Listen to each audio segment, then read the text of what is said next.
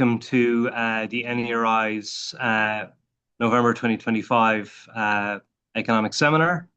Today we are very lucky to have Kevin O'Kelly, who is Project Coordinator of Transform Work 2.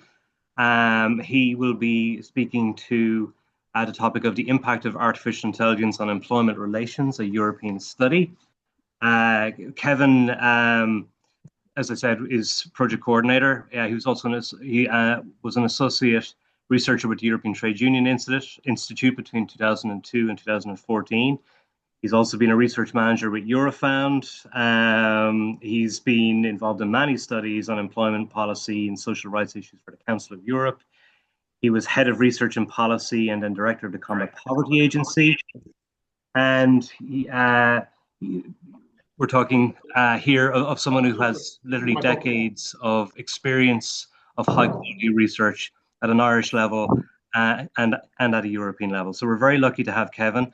Kevin is going to speak for somewhere between 25 and 35 minutes, perhaps. And following on from that, we will have a question and answer session. Kevin's presentation will be recorded, but the question and answer session will not. So feel free to answer questions in that safety, and just to ask people to mute themselves while we have the main presentation. And with that, Kevin, the floor is yours. Thank you, Tom, and thank you for the invitation to give this lecture, and also to Louisa for all the technical help. I'd just like to start by anybody who got the Irish Times this morning. There was a supplement in it about innovators to watch in 2025. I was looking at it, I haven't read it. And I counted about 18 of these new innovators are working in with artificial intelligence. So 2 years ago, 3 years ago, I knew very little about artificial intelligence, but my goodness, I've been reading everything about it for the last number of years. So I just wanted to tell you about this. Louisa, could you move on there, please? Thank you. In 2020, this framework agreement was published was signed and published by the social partners at the European level. The ETUC, Business Europe, the SME organization, and the public sector organization. Louisa, to move. And in that framework agreement on digitalization was built around 4 pillars. Digital skills, so in securing employment and training, the whole issue and the debate of connecting and disconnecting, especially in the context of people working from home, the whole impact of artificial intelligence and guaranteeing what is called the human in control principle, and respecting human dignity and surveillance. Next slide, Louisa. So we did a project on that framework agreement, and it was very well welcomed by the Commission and by the partner countries. So we had a proposal to, and in fact, we were asked by some of the participants to do another project, follow-up project, focusing on the 2 last pillars, artificial intelligence and respect for human dignity and surveillance. And we put in a proposal to the European Commission, which was approved and so it's funded. The project is funded by the European Commission. And we have 5 national social partner organizations. 4 national social organizations involved in the project. So the employers and trade unions from Bulgaria, Cyprus, Ireland, Malta, and Romania. Our Polish partners are the Economics University in Warsaw, who are the sort of scientific, academic partners to keep us on the right path in doing our research. Next slide. Um, so we made the submission, as I said, to the Commission, and they um, agreed to fund it. And these are the two objectives we outlined to identify the impact of artificial intelligence, the use of algorithmic management in the employment relationship in 5 business sectors in the partner countries. We actually wanted to do it in 4 business sectors, made it easier. And there was a big disagreement at with the scientific committee and partners because of which sectors we should adopt. So we decided with 5 with a sort of unofficial rule that each of the partners could do 4 out of the 5. In fact, most of the partners have done all 5. There's 1 or 2 who just did 4.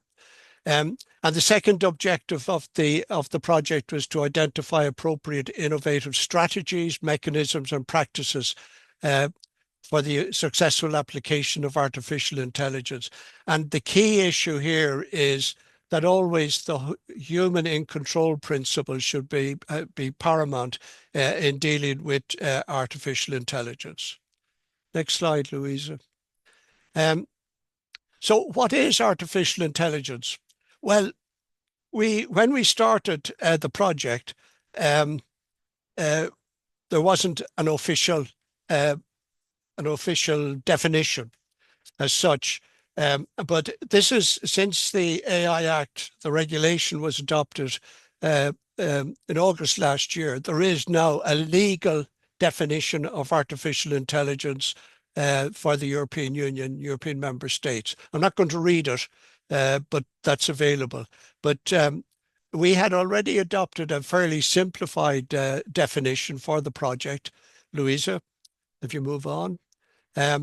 Which is, it refers to computer systems capable of performing complex tasks that historically only humans could do, such as reasoning, making decisions, and solving problems. And this is the definition that we have worked with over the last year or so. Now, the first action was to identify where we were with AI in all 7 countries. And that can be quite a difficult exercise. Most of the statistics you have there on the screen were from either Eurostat or from the European Foundation Research. We couldn't get details or statistics relating to Romania, and I'll come back to that later. But you'll see, and it's one of the things that we've already identified, is that large companies are moving ahead in the introduction of artificial intelligence, where smaller and medium-sized countries are not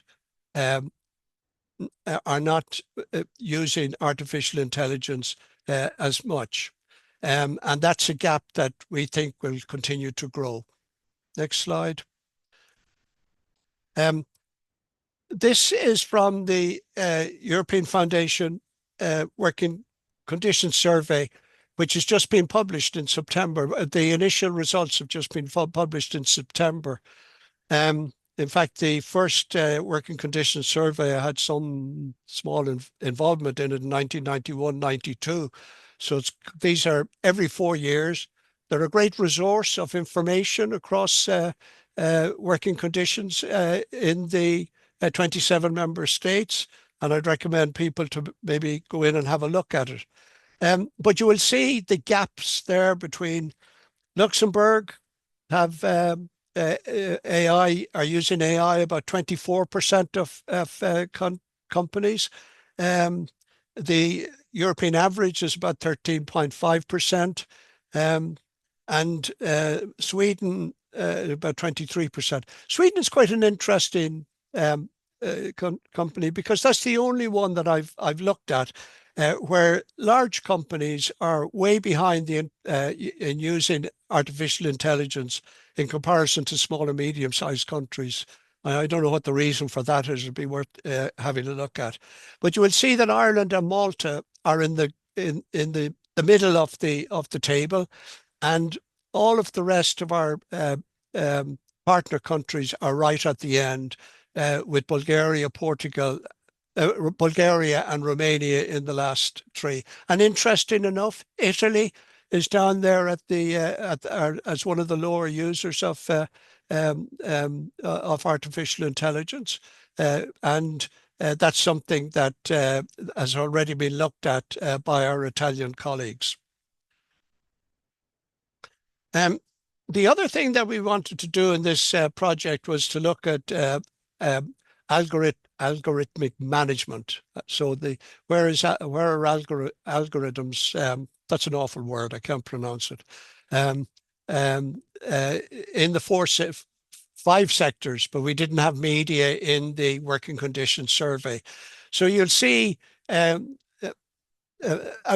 management is being used to allocate tasks in about a third of the of finance companies that we've looked at, or so the working conditions survey looked at, um, to monitor working performance, and that's a very big controversial issue, which we'll deal with later on, and to determine when you have to work. And you'll see that that's very high in the health services, which in fact would be understandable. Thank you. Um, so where are we at with Transform Work 2, the story so far? Well, we've completed all the desk research and the comparisons of government national policies across the seven member states. Um, all of the governments of the partner countries have published national AI policies.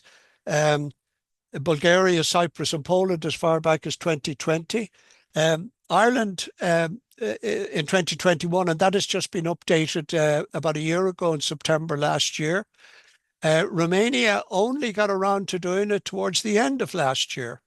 Um, and they're still struggling with how to deal with the problem with Romania, as you would probably all know, was political instability and no government for 18 months or so. But that has been more or less resolved. And I now understand from our partners that the government are now beginning to take it seriously. And there's been a number of policy um, initiatives over the last number of months. Italy took a different approach. They didn't publish a national policy. They introduced legislation on artificial intelligence in 2020, and then that has been updated with the transposition of the AI regulation into Italian law. I mean, the parts of it that have to be introduced into national member state law. Malta have an interesting approach. They published their um, they set up an authority, the Digital Innovation Authority, and published a policy paper on how they propose. They have set the Maltese economy to focus on artificial intelligence and to introduce it into all of their various um, uh, um, employment areas. And they have now, rather than update their policy, they now have a rolling policy approach with the Digital Innovation Authority reporting to the government. So that's where we are with the project at the moment. And the next 6 months, what we have to do is draft a comparative report, which I'm doing at the moment, um, uh, dealing with all of the legislation across the seven member states who are participating, the findings of the desk research, and now the national reports have been finalised, and we have the reports of the questionnaire-based survey that we did with management and employer representatives in the various sectors, the five sectors that I've indicated. We will have the final steering committee to sign off on all of these, the national reports and the comparative reports in January. They will then be published in the 7 languages, um, including English, obviously, not in Oscuelga, unfortunately.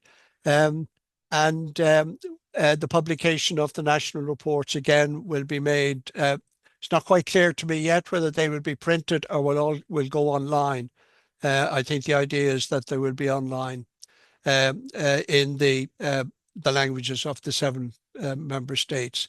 And we will hold the final European conference in Sofia on at the end of March the next year.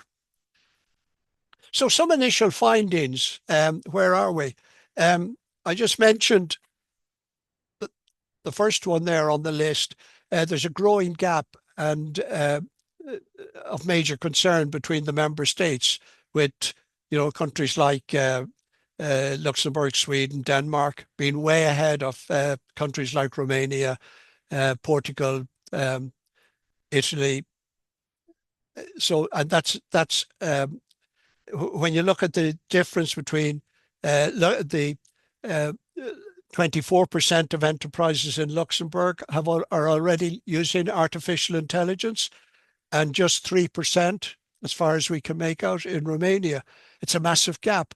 And it's our view, the initial findings we're putting together, is that this is a major investment challenge for the European Commission, because we feel that this gap will continue to grow unless the weaker member states are assisted with the introduction of artificial intelligence across the economy.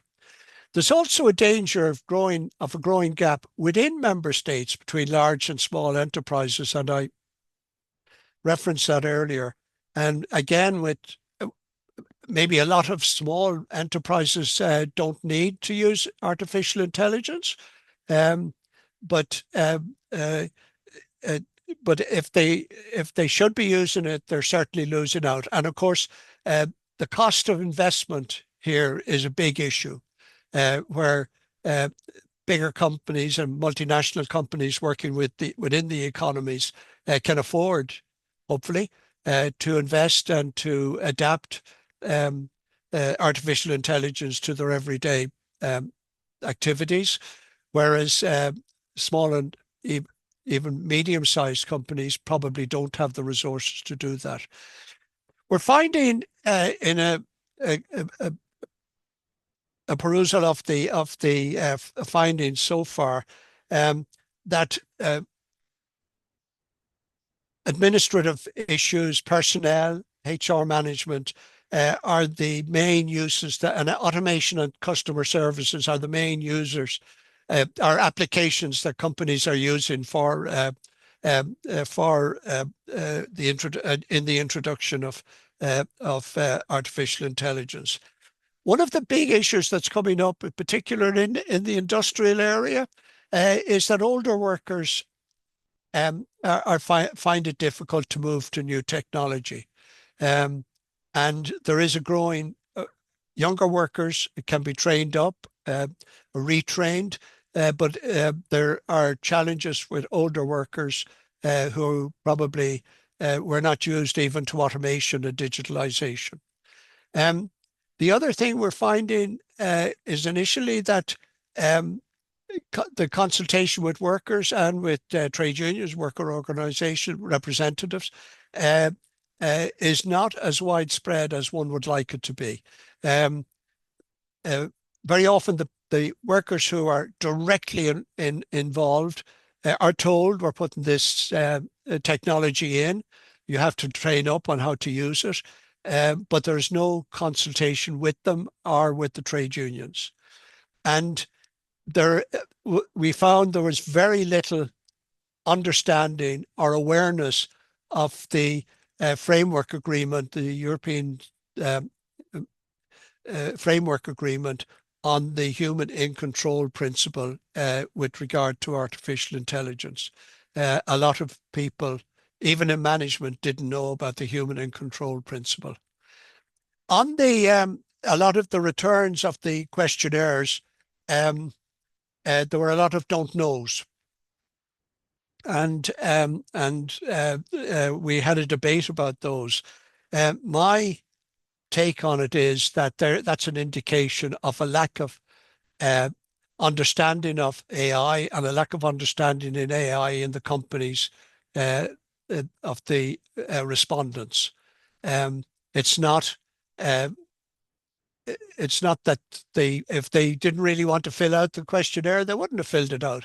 But a lot of people went to fill it out and ticked don't know for quite a substantial number of the questions. Fairly extensive questions on the application of the questionnaires, I should say, on the application of AI across the five sectors, and also then looking at arithmetic arithmetic management and the platform workers.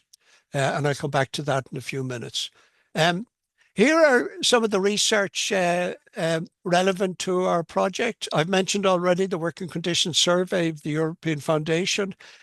CEDAFOP, and I'll mention this now in the next slide, I think. CEDAFOP also did a study of CEDAFOP, for those who I'm sure you know, but it's the Vocational Education and Training Agency of the European Commission. By the way, Eurofound and CEDAFOP, the first top two there, were founded at the same time uh, under twin regulations exactly 50 years ago this year. So we're celebrating, Eurofound celebrating, both organizations are celebrating 50 years.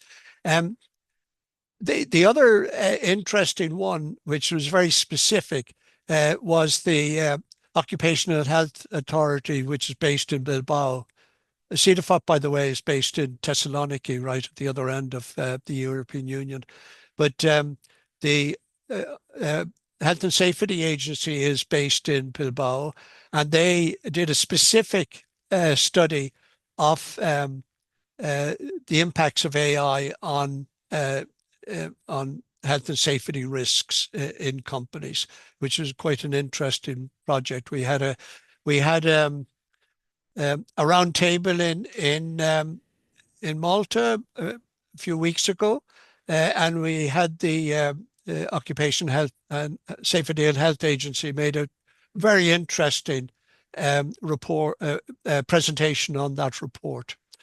Um, and the other one, which I'll come back to later, is something that I really didn't know about until a few weeks ago. But within the European Commission is the uh, joint research. I forget what the C is. Enterprise um, within the European Commission. Um,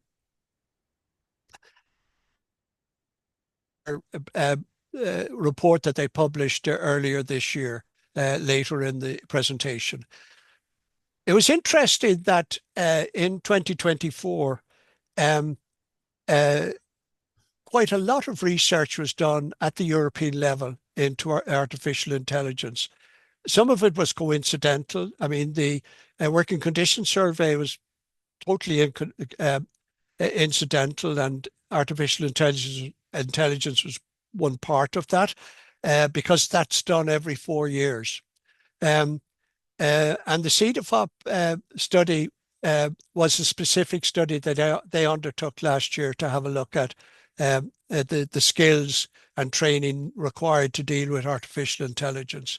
And the ESEN-ER, as it's called, study is a study that the Occupational Safety and Health Agency carries out every year across enterprises within the European Union.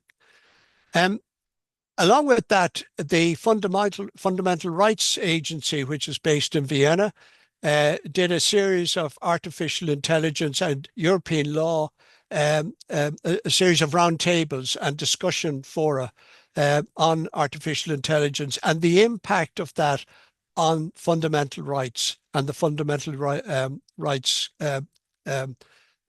Agreement, which is part of the European treaties.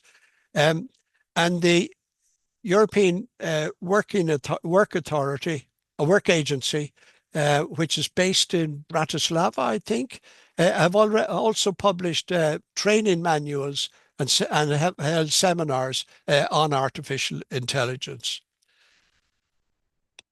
So the story so far, where are we? Uh, we take the first is education. And as I said in the last slide, CEDAFOP published a report on vocational education training for artificial intelligence last year. And I've just two quotes from it, the second one being the most important. It's obvious that upskilling, reskilling, and investing in AI literacy will be a crucial driver in a human-centered artificial intelligence revolution. And it also found in this research that the take up and training of staff or workforce was much higher in organizations where the trade unions or worker representative bodies were in place and were consulted or involved in negotiations on the introduction of artificial intelligence. Now, to get specifically into some of the initial um, uh, findings that are coming out of the studies we're doing in education, um, AI is not used extensively in most member states in the educational sector. But in those member states where AI is used, it's mainly in third level institutions. Is that right, Tom?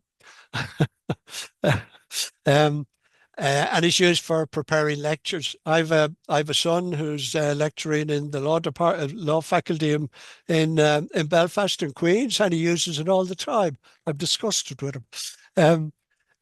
And for there's a misspelling there. I'm sorry about that. I only noticed it just a few minutes ago. And AI has been used for setting student assignments. At the second level, it's beginning in some countries. It's beginning to come in. Of course, teenagers are now very au fait with using new technologies, and I'm sure a lot of them using artificial intelligence as well. So, second level schools in quite a number of countries are beginning to use artificial intelligence for a range of setting assignments and giving work to students on their computers. I think, is there an issue here in Ireland where second level students have to have their laptops? We found that it's not extensively used at primary level. But in some member states, it's beginning almost a preparation for second level education. Some member states are beginning to use it in the later classes for older students at the primary level. There is an issue coming up, which also relates to the issue of that I mentioned earlier. But location is becoming a big issue in some of the bigger member states. Schools, even second level schools in remote areas, with a lack of funds, possible lack of training, um, uh, lacking in expertise in the teaching staff, and in fact the availability of computers for students in more of the remote areas in the bigger member states. I'm not going to mention which ones, but that has come up as an interesting finding. And it reflects again, going back to the gap between the member states in the use of artificial intelligence. As regards health, and this is one of the more successful stories, I think, the World Health Organization towards the end of last year published its strategic approach to artificial intelligence. It had a series of reports, but I've just looked at one or two of them, and the website is very useful on this. And it estimates by 2030 which is only 4 years away, there'll be a worldwide shortage of approximately 11 million healthcare professionals. And the only way that gap will be filled will be with the use of artificial intelligence. It's becoming more important in providing technologies, support for diagnosis, for X-rays, for CAT scans, and the Director General in his introduction to these reports that are on the website said it is already playing a role in diagnostics and clinical care, drug development, disease surveillance, outbreak responses, and health systems management. So the World Health Organization are deeply involved and committed to the use of artificial intelligence in the health services. And from our study of the health sector, and going back to the report or the study that the Occupational Health Safety and Health Agency did, they found that health was an issue in about 21% of workplaces in information and communications in that sector. Reported the use of machines, systems, and computers that use artificial intelligence, which was way above 3 times the average for the European Union as a whole. And the use of machines, systems, computer monitoring workers' work and performance, or behavior is reported by 15%, and that's a worrying statistic, in the transportation and storage sector, whereas the average for the European Union is 7% of all enterprises, and only 4% of the organizations that were surveyed by the OSHA in the member states reported using none of the digital technologies included in the questionnaire. Now, that's a very low percentage, which is an indication that there is a high level, 96%, I suppose, that's maths are right, of companies that are using AI technology in some way as regards health and safety, and in the OSHA study. I thought this was interesting. Maybe some of you will have got, or most of you will have got, a supplement about early in September, I think, August, September, with the Irish Times from Google. A nice little booklet. And I was reading through it. It was an interesting booklet, but I came across this, which I was taken to, and it was very relevant to our study. And these are two Spanish cardiologists who were frustrated at how long it took for diagnostics to be, for ECGs to be, it could take a week, a few days, or a week, or maybe, but too long. And they have invented this system, an artificial intelligence system that will do it in milliseconds. And that's the sort of thing that the World Health Organization are looking for and hoping will develop as artificial intelligence becomes more important in the health services. With regard to industry, I think this is fairly clear.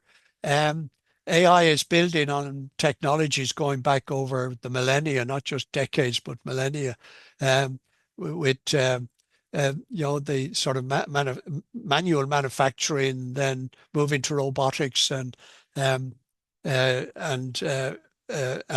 now are moving to artificial intelligence. I once had the experience of visiting the Opel factory. This is 15 years or more. The Opel factory just outside Frankfurt, and there were hardly any employees in the factory. There was one or two people just watching everything. The whole thing was automated, totally automated, and there were just few people. For example, when we got to the final assembly, the just-in-time trucks pulled up at the gates, and they would take out the bumpers, and the bumpers on the cars were um, um, color coded to go with the car that was there ready to be completed. And while we were there, the wrong color came out, and the whole operation just stopped for a few minutes while they sorted out this faux pas of getting the wrong bumper for the wrong car. So they've been doing this for years, and artificial intelligence is just building on top of the automated production lines that they've had with robotics and various aspects um, uh, of the production process over the years. So, um, Louisa, could you move to the next one? Yeah. So one of the things that I thought would be quite interesting to look at was specifically the car assembly industry, where we're seeing such areas as welding, paint shops, um, uh, computer aided design, automated quality. All of these things are now using artificial intelligence. And it's fascinating to look at um, how they do it with the paint shop, for example, because it's all totally automated and they have artificial intelligence controls on the shade of the paint. It's just amazing to watch it. And then they have, as the cars are progressing around the assembly line, they have camera-based technology that are looking for defects on the assembly. And if there's a defect, this is fed back into the system to be corrected. Um, so the use of AI in industry is just uh, building on what uh, industry manufacturing have been doing for many years. Um,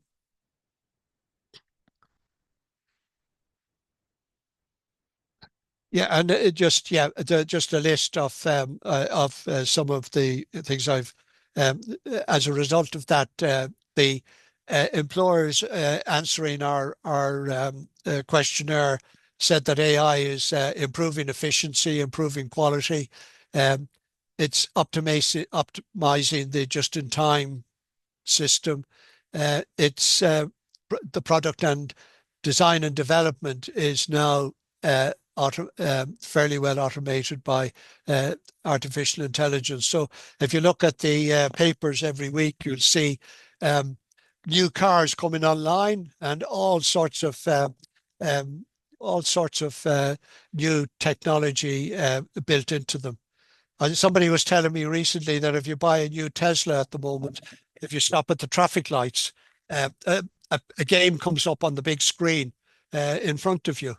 I don't know if that's true or not, but and you can't get rid of it. It's there and it's designed to come up on the screen if the car stops. It's just amazing. Um, of course, the other attraction for industry is the cutting of the workforce and reducing the workforce uh, as you move to automation. And that's already happening, but they're looking to uh, use artificial intelligence to use more of the um, uh, work worker work areas where they still have employees to reduce those as well, which is also reducing production costs, including employment costs. And that, in fact, is a big challenge for the trade union movement, not just in Ireland, but across the European Union. Um, so just to finish on industry, um, uh, the challenge for workers, and we're seeing this in some of the responses that we're getting to the questionnaire, is and I mentioned this in one of the earlier slides, that algorithms are being introduced to control work schedules, meaning that workers have less control over what they're doing or their responsibility are constantly under work pressures. So there's a shift in the way workers would interact with the job that they had to do because of the introduction of automation, robotics, and artificial intelligence. And there's a great concern about artificial intelligence being used in the HR system for surveillance, for data analysis, um, to predict what the level of staff and the qualifications of staff, the skills they require, and to target training, specific training for the new technologies that are being introduced. And this is also a major concern for the trade unions and for the workers in industry. Um, I had this slide up earlier, and I mentioned that in the use of algorithmic management, finance is way ahead of all the other sectors. So, Louisa, if you just move on. Um, uh, so, as regards finance, this is a big area for artificial intelligence. And the arguments around the introduction of artificial intelligence is that it improves customer services.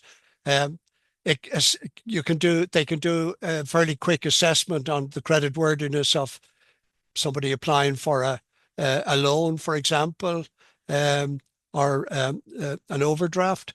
And it can also analyze customer behavior by tracking um, deposits, withdrawals, ATM withdrawals, and that sort of thing.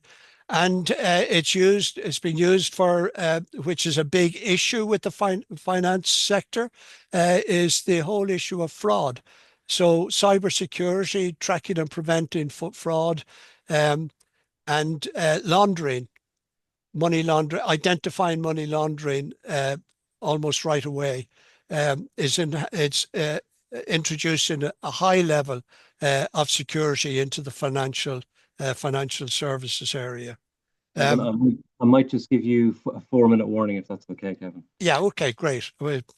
I told you when I start, Tom, I can never stop.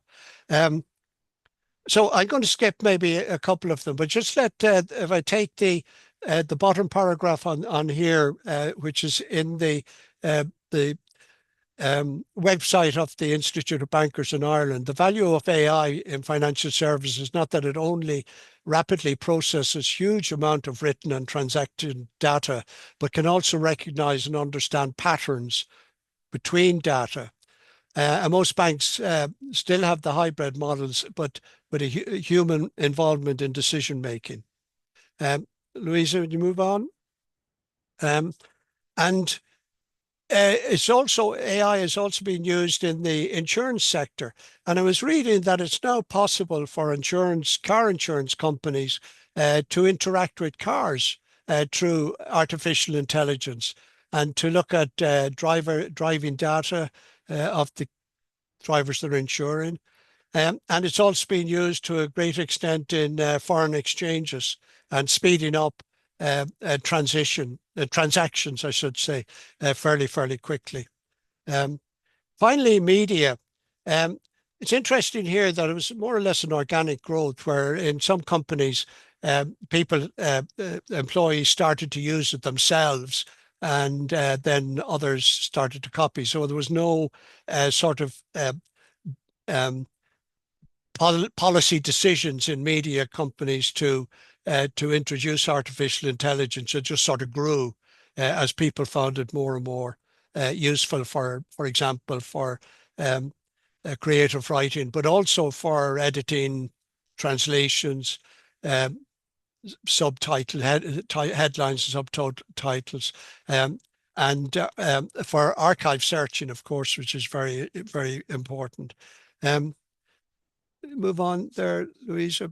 Um, so people that our respondents to our survey of the media sector said that it's become very useful, for example, in generating content, um, automated task editing, for example, an analysis of data, brand management, messaging, um, but also where our questionnaires looked at the whole issue of platform workers and algorithmic management. Um, uh, the media sector is the one where that became a key issue because it's important for delivery services that they would have used, and so that is a contentious issue within media organizations. Um, so finally, at last, Tom, coming to the end, I just wanted to go back to the Joint Research Centre that I mentioned earlier, which is part of the European Commission. And it looks at research. It's done a major 7-year study of all the research, available research on artificial intelligence. And it just in September published well, I think it was late August, early September, published its study on work in the digital era, um, how technology is transforming work in 2025. Um, and it move on there, Louisa.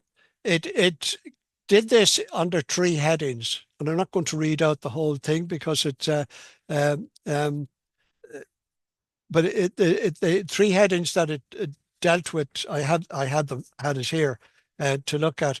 3 headings it dealt with was automation and the impact of automation on employment in recent decades. It says has been modest and frequently positive. It goes on to say that generally not leading to a net loss in employment, which I was interested to read. Um, and then it also, if you could go back, Louisa, as regards digitalization in work processes, it said this is a complex issue to look at. And as I made the point, and that's part of what we found in the questionnaire, it has a dual impact on work. It increases responsibility with reduced autonomy because workers don't have the same control as they would have had previously. And they invented a new word, platformization of work. Um, and it said in the report that it have stabilized as a marginal segment of the labour market. But research shows that digital monitoring and algorithmic management are increasing traditional workplaces where workers are now using digital devices that were often connected to platforms of management before. Now, it says that, as I said, the first one is generally not leading to a net loss of employment. And then I began to see since early September that there's an awful lot of losses of employment. Um, uh, and these are some of them that have come up in the last few weeks. And you will know, a lot of you will know about this. Amazon, out of I mean, these numbers are tiny in comparison to the overall global employment in these companies. Like Amazon have 1.5 million workers. Lufthansa have 100,000, so 4,000 is about 4%. Um, uh, Nestle have about 280,000, I think, and Intel have about 100,000. Um, but that's not the point. These are jobs and these are people and these are livelihoods that are being lost at the moment. Redundancies that have been announced, um, uh, and all of them have said they're replacing these jobs with artificial intelligence. And this will be online. And these are some of the websites that I've used for the presentation. Okay, move on. The next one. Louisa, she's gone, is she? Oh, yeah, I wanted to quote this because this was in the Financial Times uh, uh, just a few weeks ago. Where Geoffrey Hinton, the Canadian who is considered the father of artificial intelligence, And he says we are now at a point in history where something amazing is happening, and it may be amazingly good or it may be amazingly bad. And that's his summing as the father of artificial intelligence as to his belief of what the future of artificial intelligence is. Thank you very much. Thank you, Louisa, for doing that Thank you, for Kevin. That me. was great. So now we have an opportunity for some questions.